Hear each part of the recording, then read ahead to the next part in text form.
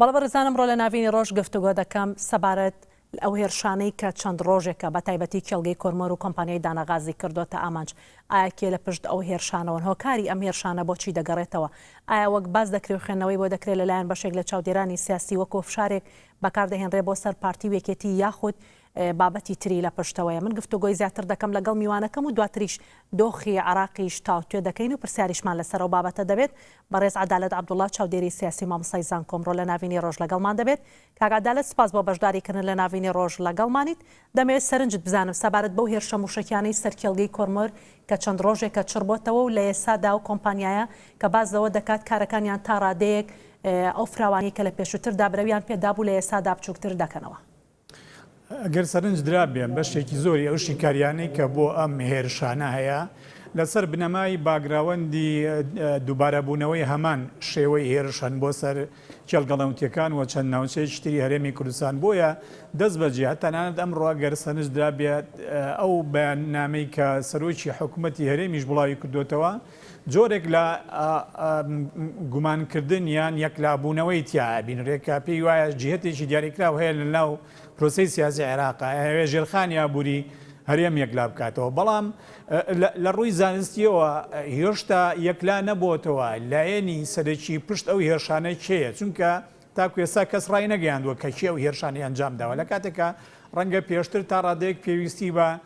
ڕوونکردنەوە و تەنانەت لێدوان و ڕاگەاندنی بەرپرسیارەتیش نەبووە لەو هێرشانەی کە پێشتر لە ناوچەکانی دۆک و هەولێر ئەنجامەدران چکە سەرچاوی هێرشکردنەکان دیار بوو. لێرە ڕاستە ئەوەی کە باسەکرێت لە سنووری ناوچەی قادرکەرەم و دووس خوڕماتۆ هێرشانە کراون بەڵام هێشتا جهتێکی دیاریکراو لە عێراق نییە کە ڕای بگەێنێ. ئایا پرۆسەکە بۆ ئەوەیە بەنهێنی بمێنێتەوە یان وەکو ئەوەی کە لە راپۆرتەکەی ئێوە شاهاتووە بۆ جۆرێک بێ لە فشاری سیاسی لە چوارچێوەی ئەو جموجوڵانەی کە ئێستا ئەمڕۆ چوارچەوەی هەماهەنگی هەیەی بۆ مەسلەی پێچێنانی حکومەت ئەم بابەتانە هێشتا بەتەواوەتی یەکلان نەبوونەتەوە نازانرێ هێرشەکە کێ کردوێتی دڵنیاییەوە ئێستا ئەرچی سەرەکی لەم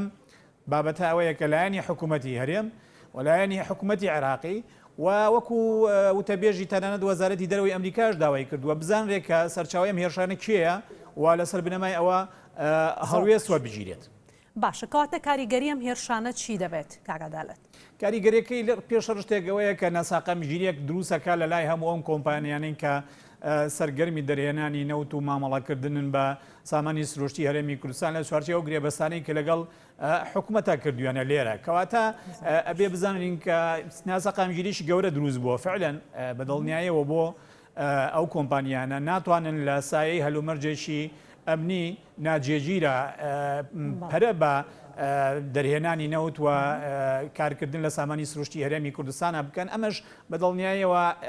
ئەبێ ئەو سەری وا بخێنرێتەوە کە لە بەرژەوەندی شەیە بەدڵنیاییەوە هەندێک هێز هەن لە عێراقا و بە تایبەتیش لە ماوەی ڕابردووە ئێمە ئازانین کە دادگای فدرالی عێراق لەگەڵ ڕەتکردنەوەی هەموو ئەو گرێبەستانە بووە کە لە لایەن حکوومەتی هەرێمی کوردستانەوە لەگەڵ کۆمپانیەکانە کراون کەواتە بە شێوەیەکی ناڕاستەوە خۆ دیارەکە لە بەرژەوەندی شەیە ئەو کۆمپانیانە لێرە بەڕێنان نەکەن و لە بواری کەرتی وزەیە درێژە بەکارەکانیان نەدەن بەڵام هەلومەرجێکی تایبەتیش هەیە خۆتان نازانن لە هەرێمی لە عێراق کە پەیوەندی بە مەسلەی پێچێنانی حکوومەتەوە ئێستا ئەم ئیستیحقاقەوە ئاکا کە ئەو هێزانەی دەرفەتی پێچێنانی حکوومەتیان بۆ ڕەخساوە پێش ئەوەی ئیش لەسەر دروستکردنی پشێوی ئەمنی بکەن پێویستیان بە کەسبکردنی هەڵوێستی ئەو هێزانەی تری ناو چوارچێوەی ناو تەحالوفی تەیاری سەدرێکە تەحالوفی ڕزگاری نیشتیمانیە کە ماونەتەوە لە گۆڕەپانەکەەوە و دەرنەچوونە لە پرۆسی سیاسی وەکو تەیاری سەدری کەمە بەسمان لە پارتی دیموکراتی کوردستان و تەحالوفی سیادەیە ئێستا بۆ ئیتاری تەنسیقی گرنگە کە توانای کەسبکردن و ڕاکێشانی پارتی و تەحالوفی سیادەی هەبێ بۆ پێچێنانی حکوومەت و هەموو هەڵوێستێکی پێچەوانە لە ڕووی مەیدانیەوە بێگومان زیانەدا لە ئەم هەوڵە بۆیە لە ڕووی منطقیەوە ینی تەسەور ناکرێکە لە ئەمە بریتی بێ لە فشارێکی باڵی عسکەری ئەو هێزەی کە ئێوێ حکوومەت پێک بێنێ کەواتە کاک عەدالەت من لەسەر پێگەنانی حکوومەت و دۆخە سیاسی لە ئێستادا عێراقی پێدا تێدەپەڕێت گفتوگۆش دەکەین لەسەر ئەو بابەتە بەڵام لە ئێستادا دەمەوێت ئەوە بزانم ئەو کۆمپانیان نەوتیانەی کە لە ئێستادا لە هەرێم کار دەکەن بە تایبەت لە بواری وزەگەرەوان کارەکانیان ڕابگرن یاخود پاشەکشە بکەن هەرێم بەرەو ڕیچ ئاقارێک دەبێتەوە. بێگومان مەترسیەکی گەورە دروستە بێ پێش هەر شتێ لەسەر سەرچاوە هەرە سەرچەکەی کۆکردنەوەی داهات لە هەرێمی کوردستانە. هەندێک جار هەندێک خەڵک تەنانەت بە لێدان لە بڕبڕەی پشتی ئابووری هەرێمی کوردستانیشی ناوەبات وە بەڕاستیش وایە. بۆیە پاراستنی ئاساییشی ئەو کۆمپانیانە بابەتێکی لە ڕاستی استراتیجیە. یعنی ئەو تەحەشودا عسکەری کە لەم ڕۆژانەیە ئەو جموجڵە ئەمنی کە لەم ڕۆژانەیە بۆ پاراستنی ئەو چێلگەنەوتیانەیە هات ڕوویدا لەلایەن هێزی پێشمەرگە و دژە تێرۆر و هێزی کۆماندۆ و هێزی پۆلیسی پاراستنی نەوت. ئەمە دلیلی ئەوەیە کە بابەتەکە زۆر هەستیارە. یعنی تۆ بێنە پێشاوی خۆ دەگەربێت و ئەو کۆمپانیانە بەهۆی ئەو هەلومەرجە ئەمنیەوە هەمویان هەرێمی کوردستان بەجێ بڵێنیان گرێبەستەکانیان ڕابگرینیان تەتویری ئیشەکانیان بە شێوەی کاتیش بێ ڕایگرین زیانی هەیە بۆ کەرتی وزە لە هەرێمی کوردستانە کە ئێستا بۆتە بنەمایەکی سەرچاوایشی گرنگی داهات بۆ هەرێمی کوردستان بە تایبەتی لە سایە ئەو هەلومەرجە لە پەیوەندی خراپی نێوان عێراق و هەرێم کە تاکو ئێستا بابەتی وزە و سامانی سروشتی یەکلان نەکراوەتەوە بوعدێکی تەنانەت قانونیشی وەرگرتووە کە ئەو وەکو کێشەیەک ماوەتەوە لە نێوان هەردوو لایە. ئەم کۆمپانیانە لە هەموو دۆخەکە نەک لە هەرێمی کوردستان لە هەر ڕوبەرێکی دنیاە بێ پێویستیان بەوەی لە سایی هەلومەرجێکی ئەمنی سەقامگیرە ئیش بکەن و دروستبوونی هەڕەشە بۆ سەر کۆمپانیەکانیان بۆ سەر ئەو سەرمایە مرۆیی کە لەناو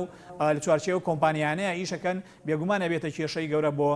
درێژەبێتانی کارەکانیان. هەر بۆیە وەک سەرنجتانداوە لە هەرێمی کوردستانەوە تاوەکو وەگاتە سەر وەزارەتی دەرەوەی ئەمریکا هەمویان هاتوونەتە سەر خەت بۆ ئەوەی ئەو هەڕەشانە کۆنتترۆل بکرێن. باشە لەم کاتانەدا هەرێم چۆن مامەڵە لەگەڵ بارودۆخەکەدا بکات؟ پێش هەرشتێ ینی پێویستەکە بەرپرسانی کورد ئەوانەی کە لە بەغدان لەناو حکوومەتی عێراقیان ڕۆڵێک بگێڕن چونکە مەسەلەکە ئێستا بۆ نمونە ئێمە بینین کە کازمی چۆتە ڕاز و چۆتە تاران. یعنی کۆمەڵێک دۆسیە هەن کە هەرتەنها پەیوەندی بە عێراقەوە نییە کە بێ کازمی باسی کە بەڵام بەداخەوا دیارە تاکو ئێستا باسی نەکردووە.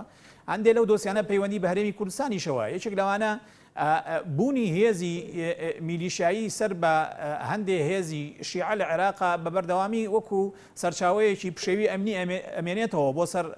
عێراق بەگشتی و بێگومان بۆ سەر ناوچەکانی جێی ناکۆچی و هەرێمی کوردستانیش. لەلایەکی تر بابەتی با بڵێن بواری ئاساییشی ئاو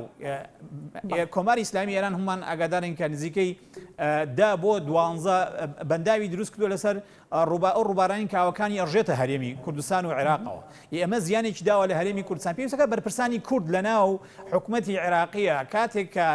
بەشدارە بن لە ئەو وەفدانەی کە لە ئاستی باڵایە لەوەکو سەرۆکایەتی حکوومەت سەردانی وڵاتانەکەن بە تایبەتی وڵاتانی ناوچەکە وڵاتانی هەرێمایەتی و هەندێک لەو کێشانەی کە ڕەبتی بە هەڵوێستی وڵاتانی ئیقلیمیەوە هەیە بەشێک لە ئەجێندای سەرۆکوەزیران بریتی بێ لە ڕنگ بداتەوە لە ئەو کێشانەی هەرێمی کوردستان ئەو قەیرانان و ڕەشانەی کە ڕوبەڕووی هەرێمی کوردستانە بێتەوە ڕنگ بداتەوە لە ئەجێندای سەرۆکوەزیرانی عێراق. یعنی ئێمە بەڕێز دکتۆر فواد حوسێن کە وەزیری دەرەوەی عێراق بێگومان و نوێنەری کورد لەناو حکوومەتە ئەبێ حساب بۆ بکە کە ئەم هەڕەشانە لەسەر هەرێمی کوردستان هەیە هەندێکیان دیارە کە سەرچاوەکانیان کوێیە ئەبێ لە ئەجەندای حکوومەت بۆ کارکردنی حکوومەت و پەیوەندی حکوومەتی عێراقی لەگەڵ وڵاتانی ئیقلیمی ئەم بابەتانە یەکلا بکرێتەوە و لە بێگومان هەتا بابەتی هێرشی بەردەوامی سوپای تورکیا بۆ سەرخاشی هەرێمی کوردستان ئەرچی بەرپرسانی کورد لەناو حکوومەتی عێراقیە بە پلەی یەکەم ئەوەیە کە حکوومەتی فیدراالی لە عێراقا لە ڕاستیە لە چوارچێوەی ئەو جموجوڵە دیولۆماسیانەی کە ئەنجامێدا بۆ چارەسەرکردنی کێشەکان و بۆ نەهێشتنی پشێوە ئەمنیەکان و بۆ پەرەپێدانی بواری ئابووری ڕەچاوی دۆخی هەرێمی کوردستانیش بکە ئەجینا بێگومان ئەو کاتەوەکو وایە کورد لە ناو عێراقا هیچ کەسێک تەمسیلی نەکاوە ئەمەش بێگومان پێش شتێ بەرپرسیارەتەکە خاتە سەرشانی ئەو هێزە سیاسیانەمان کە دەسەڵاتیان هەیە لە ناو حکوومەتی عێراقیە. زۆر باشە کاگادالت باسمان لەو هێرشانە کرد کە بۆ سەر کێڵگەی کۆرمەر و کۆمپانیای داناغاز ئەگەر بینە سەر باسی دۆخی سیاسی عێراق خوێندنەوە چیە لەو بابەتەدا لە ئێسادا کوتلەی سەدری پاشەکشەی لە ئەدای سیاسی حکومەت کرد لە ئەدای سیاسی هەم پرۆسی سیاسی عێراق کرد لە هەمان کاتدا ئەمڕۆ پەرلەمانتارێکی سربەخۆ بازەوە دەکات ئەوانیش ئەگەریان هەیە پاشەکشە بکەن لە پێگەنانی حکومەت و پەرلەمانی عراقدا. پێ دوایە خوێندنەوەکات بۆم بابەتانە چۆن دەبێت؟ هیچ گومانێک هەڵ ناگرێت کە پرۆسی پێکهێنانی حکومەت لە دوای کشانەوەی تەیاری سەدری ئالۆز بووە. ئالۆز بۆ تەنانەت بۆ ئەو هێزەی کە چانسی ئەوەی هەیە لە دوای تیاری سەدری حکومت پێک بێنێکەوە بەسمان لە ئیتاری تەنسیقی. ئیتاری تەنسیقی ئێستا ئەمڕۆ لە ناو ماڵەکەی خۆیان کێشەیەیە. یعنی تحالفی قوای دەولە کە بریتە لە دوو ڕەمزی گرنگی ناو ئیتاری تەنسیقی کە بریتە لە تیاری حکما بە سەرۆکایەتی با بڵێن کوڕەکەی حەکیم و ئەوی تریشیان عبادی کە لە تحالفی نەسرە هەردووچیان لە پرۆسەی پێچێنانی حکومت ئیتاری تەنسیقیان ناومێت کرد بڕیاریاندا بەشدار نەبن لە حکومەت کەواتە ئەمە یەکێکە لەو ئاماژانەی کە ئێستا درزێک دروست بووە لە ناو ماڵی ئیتاری تەنسیقیشەکە بەشێکی گرنگی هێزە شیعەکان پێکهێنەوە دەرفەتی ئەویان بۆ ڕەخساوە کە حکومت پێک بێنن. ڕاستە درز هەیە لە ناو هێزە سونیەکانی تریش کە ڕەنگە لە قازانجی ئیتاری تەنسیقی بێ بۆ نمونە ئەمڕۆ حزبەکەی ئەحمەد عەبدوڵڵا جبوری کە بەشێک بوو لە تەحالوفی سیادا کە 4 پەرلەمانتاریان هەیە ئەوانیش لە تحالفی سیادا هات نەدەرەوە بە پەیوەندیان کرد بە تحالفی عەزمەوە کە ئێستا هاوپەیمانەتی هەیە لەگەڵ ئیتاری تەنسیقی. یعنی هەندێک ترازان هەن کە چۆن تەماشای بکەی لە ڕاستیە ئەوە ڕوونەکاتەوە کە پرۆسی پێچێنانی حکومت وەکو پرۆسەیەکی سەخت لە ڕێی چوارچێوەی هەماهەنگیایە و تاکو ئێستاش ڕوون نییە. ڕاستە وتوانە تا جەژن تا پێش جەژن ئەبێ حکومت پێک بێنێ بەڵام ئەماوە کەوێتە سەر مەساری ئەو گفتوگۆ و دانوستانانەی کە ئیتاری تەنسیقی دەستی پێوەداوە. دیار نییە کە مەرجەکانی تەحالوفی سیادە و مەرجەکانی پارتیش وەکو دوو هێزی ناو تەحالوفەکەی تیاری سەدری چییە بۆ ئەوەی حکومت پێک بهێنرێن چکە و تویانە ڕایان گرتووە کەوان بێمەژنین ڕاستە و توانێ ئێمە خۆمان بایکۆتی پرۆسی سیاسی ناکەین و لەگەڵ ئەوان کە بەشدار بیم لە حکومەتە بەڵام بێگومان لیستێک کە مەرجیان هەیە بۆ بەشداریکردن. ئیتاری تەنسیقی تا چەندێک ژێر باری ئەم مەرجانەوە ئەو مەرجانە تا چەند تعجیزین تا چەند یارمەتی دەرە بۆ ئەوەی سبەینێ بەرنمەیەکی حکومت بە بەرنمەیەک لی بێتە دەرەوە کە توانای تەرزیەکردنی هەموو هێزانەی هەبێ ئەمە کۆمەڵی پرسیارێکە هێشتا یەکلا نەبووەوە لە ڕاستیە. زۆر باشە بەڵام پێ دوایە لە ئێستادا پێگەنانی حکومت تا پێش جەژن وەک ئاماژەی پێکراوە دەبێت پێک بهێنرێت سەرکەوتوو دەبێت تا سەر دەبێت یاخود وەکو حکومەتێکی کاربڕێکەر ئاوا بم بارودۆخە بەڕێ دەچێت. ئەنی هەموو ئاماژەکان وا ڕوونەکەنەوە کە پێچێنانی حکومت تا پێش جەژن کە هەمووی 15 ڕۆژێکە قورسە. یعنی یەکلاکردنەوەی ئاسان نییە و ئێمە کە قسەشەکەین لە کایی سیاسەتا قساکەین هەموو گۆڕانکاریەک لە هەڵوێستایە شتێکی ممکنە یعنی شتێک نییە مەحاڵ بێ بەڵام لەگەڵەوەشە ئەبێ چاوەڕوانی ئەو گفتوگۆ گەرمانە بین کە ئێستا لە بەغداد دەستی پێکردووەوە هەر دوێنێ وەفدێکی یەکێتیش لێرە لە سلێمانیان خۆیان گەیاندا بەغدا پارتی وەفدێکی لە بەغایە و هێزە سیاسەکانی تر ئەوانەی کە نیازیان هەیە بەشدار بن لە حکومەتە هەمویان لە گفتوگویان لەگەڵ ئیتاری تەنسیقیە. سەرکەوتنی ئەم گفتوگۆ و دانوستانانە ئەکەوێتە سەر دوو خاڵ. یەکەمیان ڕێکەوتن لەسەر ئەوەی بێگومان بە شێوەیەکی تەقلیدی پێگەیان لە ناوم حکومەتەیە چییە بێ ئەو پولە و پۆستانەی کە دابەشەکرێت چێ بێ بنەمای دووەمیان ئەوەیە کە ئەم حکومەتە چۆن تەماشای کۆمەڵێک مەلەفەکە کە پەیوەندی بە عێراقەوە هەیە بەگشتی و بێگومان لەو چوارچێوەشە پەیوەندی بە هەرێمی کوردستانەوە. یعنی ئێمە هیوادارین کە هەموو بەشداریکردنێک لە حکومەت جا حکومەتە چێ پێگەهێنێ لەسەر بە پلەی یەکەم لەسەر بنەمای بەرنامەکە بێ واتە ئەو بەرنمەیە کە حکومەت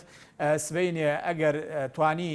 پێشی بهێنێ تەبانی مە باسی بە گریمانەی قساکەین چکە هێشتا مەسەلەی پێچێنانی حکومت بابەتێکی ئالۆزە بەڵام قسە لەسەر ئەوەیە چکە گفتوگۆ لە ئێستاە گفتوگۆ و دانوستانەیە ئەگەر بێ گفتوگۆ و دانوستانەکان بەو ڕێڕەوەیە بێ کە گفتوگۆ بە پلەی یەکەم لەسەر بەرنامەی حکومەتەکە بێ بێگومان ئەو کاتە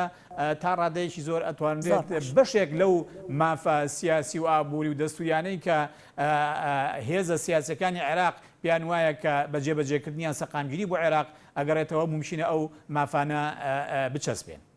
باشە کاک عەدالەت بەشێک لە سەرکردەکانی بەشدار لە چوارچێوەی هەماهەنگی کە یەکێک نووری مالیکی دواتر حەیدەر عەبادی ئەمانە بەردەوام نیشانەی پرسیاریان لەسەر هەرێم دانابوو لە سەردەمی نووری مالیکیدا بوجە و موچەی نەدەدا بە هەرێم لە سەردەمی حەیدەر عەبادیدا هەم هێزی جوڵان بەرامبەر هەرێم و هەم لە هەمان کاتیشدا ئەدەیوت نەوت بەرامبەر بە پارە بەڵام پێ دوایە جارێکی ترم سیناڕۆیانە دووبارە نەبنەوە. ئەگەر ملاحەزە بکەی یعنی هەم لایەنی سنی لە عێراقا بە تایبەتی لایەنە بەهێزەکەی کە مەبەستمانە تەحالفی سیادەیە و هەم پارتیش لە قۆڵی کوردەوە هەندێک مەرجیان هەیە چکە ئەزانن ممکنە سیناڕۆی ڕووداوەکان لە قۆناغی داهاتووە لە ڕاستیەش بە شێوەیەکی تر بکەوێتەوە ئەو فترەی کە پێوترێ فترەی استحقاقی پێچێنانی حکومت بە سروشتی حاڵتیایە کۆمەڵێک مساوامات ڕوئەدا لەسەر کاغەز ممکنە ڕێکەوتنی شەبێ ڕێکەوتنی نووسراوی شەبێ ممکنە هەموو هەوڵێک بدرێ بۆ ئەوەی قاعدەی ئەو حکومەتەی کە دروستەکرێ قاعدەیەکی فراوان بێ و زۆربەی زۆری هێز عێراقیەکان تایە کۆ ببێتەوە بەڵام ئەمە قۆناغێکە قۆناغی دواتر قۆناغی هەمیشە ئەو قۆناغە گرنگترە کە پێوترە قۆناغی دوای پێکێنانی حکومت چکە ئەو کاتە استحقاقی جێبەجێکردنی ئەو ڕێکەوتنانە دێتە پێشەوە ترسێک بێگومان لە ئێستاوە لەم سەرەوە هەیە یعنی هەم لە قۆڵی کوردەوە ئەو ترسە هەیە هەم لە قۆڵی تەحالفی سیادەشەوە کە چاوەڕوانی ئەوەن ئەو حکومەتەی کە ئەگەر هات و پێکهێنراوە دروست بکرێ یەکێک لە ئەرکە سەرچەکانی بریتی بێ لە بۆ نمونە ئاوەدانکردنەوەی ناوچە سونە نشینیەکان کە وێران بووە لە شەڕی داعشە و پێشکەشکردنی خەدەمات و پرۆژەی خزمەتگوزاری زۆر بۆ ناوچەکانیان کە پیان وایە لە حکومەتە یەک لە دوایەکانی عێراقا ئەم مافەی خەڵکی ناوچەکانی ئەوان فرامۆش کراوە و تاکو ئێستا ئاوڕی لێ نەدراوتەوە لە کاتێکە کە ساڵانە لە بودجەی ساڵانەی دەوڵەتە بڕێکی زۆر پارە تەرخانەکرێ بەڵام بەهۆی گەندەڵی و بەهۆی جێبەجێنەکردنی ئیستحقاقە ئیداریەکان لە ناوچەکانیانە ناوچەکانی ئەوان بە وێرانەیی ماوەتەوە و خەڵکەکەشی بە ئاوارەی لە ناوچەکانی تری یان عێراقنیان لە دەرەوەی عێراقن لە ئەردەن و لە تورکیان بۆیە ئەوانیش لە ئێستاوە ڕەنگە بۆ بەشداریکردنیان لە حکومت زیاتر پێدا بگرین لەسەر ئەوەی کە ڕەنگە هەندێک مەرجی مستقبلی ئایندەیی دابنرێت ئەگەر بێت و بۆ نمونەوە حکومەتەی پێگەێنرێ و لەگەڵ ئەچنە ڕێکەوتنەوە لەسەر بەرنمەیەک بەگشتی اتفاقەکان ئەبێ خاڵێکی تیابێت کە زمانی جێبەجێکردنی ڕێکەوتنەکان بکە ئەمڕۆ ئێمە لە هەندێک میدیای سەر بە سونەکانی عێراقەوە ئەوە بیسین کە زۆریان بەلاوە گرنگە بەهۆی نەبوونی متمانە لە جێبەجێکردنی بەرنمەکانی حکومت زۆریان بەلاوە گرنگە کە مەرجەکان بە ئەندازەیەک تۆکمە بن کە سبەینی ئەو حکومەتەی لە عێراق کە دێتەکایەوە لەسەر دەستی ئیتاڵی تەنسیقی حکومەتێک بێ لە ئاست بەرپرسیارەتی جێبەجێکردنی داواکاری خەڵکی ناوچەکانی سونە نشینی عێراق بێ بۆیە لە میدیای نزیک لە سونەکانی عێراقەوە پێلەوە سەرەوە داگیرێکە پرۆسەی دانوستان لەگەڵ ئیتاڵی تەنسیقی پرۆسەیەکی بابڕین بەو شێوەیە نەبێت کە بە ئاسانی بەشداری بکەن لە حکومت بەبێ زەمانکردنی ماف و داواکاریەکانیان لە حکومەتی داهاتووە. باشە کاگەدا لە دەگەربینە سەر لایەنە کوردەکان پێ دوایە لایەنە کوردەکان چۆن مامەڵە لەگەڵم بارودۆخەدا بکەن تا ئێستا لەسەر کاندیدێک یەکلا نەبوونەتەوە ینی تەنها ناکۆشیەکە نێوماڵی شیعج نییە تا ئێستا لایەنی کوردیش لەسەر کاندیدێک بۆ پۆستی سەر کۆمار یەکلا نەبوونەتەوە. ڕاستە هێشتا یەکێتی و پارتیش وەکو دوو هێزی کە بەشدارن لە حکومەتە یەکلا نەبوونەتەوە خاوەن کورسین لە پەرلەمانی عێراقا ئەویان حەسم نەکردووە کە کێ سەرۆکی داهاتووی عێراق بێ سەرۆک کۆمارمان مەبەستا ئەم پرسا بە وەکو خاڵی ناکۆچی ماوەتەوە بەڵام ئیتاڵی تەنسیقیەوەی وەکو معلومات هەیە لەم ڕۆژانەیە بە هەردوو تەرەفی ڕاگەیاندووە کە ئەبێ ڕێک بکەوت چونکە بۆ ئیتاڵی تەنسیقی لەم ساتەوەختە مێژوویە تا ڕادێکی زۆر هەڵوێستێکی زۆر محریجە بێ کە وەکو ڕابردوو بە هەمان شێوە پاڵپشتی لە یەکێتی نیشتیمانی کوردستان کە لە بەرامبەر پارتی دیموکراتی کوردستان چونکە پارتی دیموکراتی کوردستان ئەویش قەراری داوە بێتە بەشێک لەم حکومەتە کەواتە لێرە لە ڕووی سیاسیەوە ئیتاڵی تەنسیقی ناچار بە هەندێک سازشە بۆ پارتی دیموکراتی کوردستان بۆیە ممکنە داوا بکە کە